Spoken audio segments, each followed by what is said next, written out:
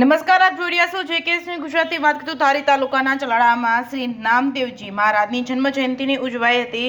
ચલાળા સમસ્ત દરજી સમાજ દ્વારા ભક્ત ભૂષણ નામદેવજી મહારાજની જન્મ જયંતિની ભવ્ય ઉજવણી કરવામાં આવી હતી। ચૈત્ર સુદ 11ના રોજ ચલાળા ગામ એટલે કે સંતોની ભૂમિ જેમાં અંશ અવતાર પૂજ્ય દાન મહારાજ બિરાજમાન છે તે ચલાળા ગામમાં સમસ્ત દરજી સમાજ દ્વારા સાંઈ મંદિરના સાનિધ્યમાં ભક્ત ભૂષણ નામદેવજી મહારાજની જન્મ જયંતિની પૂજા અર્ચના કરવામાં આવી હતી અને ઉજવણી કરવામાં આવી હતી, જેમાં મહિલા મંડળ દ્વારા સત્સંગ પણ કરવામાં આવ્યો હતો। જ્ઞાતિનું ભોજન પ્રસાદનું સુંદર આયોજન કરવામાં આવ્યું હતું। સમગ્ર કાર્યક્રમમાં ચલાળાના સમસ્ત દરજી સમાજના સહયોગથી કરવામાં આવ્યો હતો। સમાજે તન મન ધનથી સહકાર આપ્યો હતો। કાર્યક્રમને સફળ બનાવવા માટે ચલાળા દરજી સમાજના આગેવાનો પ્રમુખ બાલુભાઈ જેઠવા, ઉપપ્રમુખ ગોવિંદભાઈ મકવાણા, મંત્રી મુકેશભાઈ સોલંકી, ખજાનચી બિપિનભાઈ રાઠોડ, પૂર્વ પ્રમુખ હરેશભાઈ સરવૈયા, ભૂપતભાઈ વાઘેલા, નિલેશભાઈ વાઘેલા, રાજેશભાઈ ગોહિલ, ચેતનભાઈ કાલાણી, જયેશભાઈ ગોહિલ, જનકભાઈ ચૌહાણ, ચંદુભાઈ જેઠવા, દીપકભાઈ મકવાણા, પ્રવીણભાઈ ગોહિલ, દિલીપભાઈ તેમજ પિયુષભાઈ સહિતના તમામ જ્ઞાતિજનો ઉપસ્થિત રહ્યા હતા અને ભારે જહેમત ઉઠાવી હતી।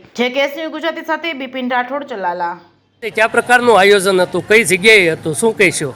આજે સાંઈ મંદિરના સાનિધ્યમાં અમારા દરજી જ્ઞાતિના ઈષ્ટદેવ નામદેવજી મહારાજની ચૈત્ર સુધી 11 દિવસે એમનો જન્મદિવસ છે, એટલે અમે ચલાળાના સમસ્ત દરજી પરિવાર ઉજવી રહ્યા છીએ।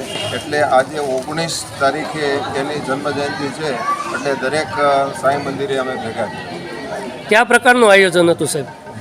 આયોજન એવું હતું કે દરેક લોકોએ પોતપોતાની રીતે ફાળો આપી અને અમે એનું જે કાંઈ આયોજન કરેલું છે। સાહેબ મહાપ્રસાદ કે કયા પ્રકારનું સન્માન? મહાપ્રસાદમાં તો ચૂરમાના લાડુ છે, પ્લસ દાળ ભાત શાક રોટલી બધું એવું ફર્સ્ટ ક્લાસ આયોજન કરેલું છે।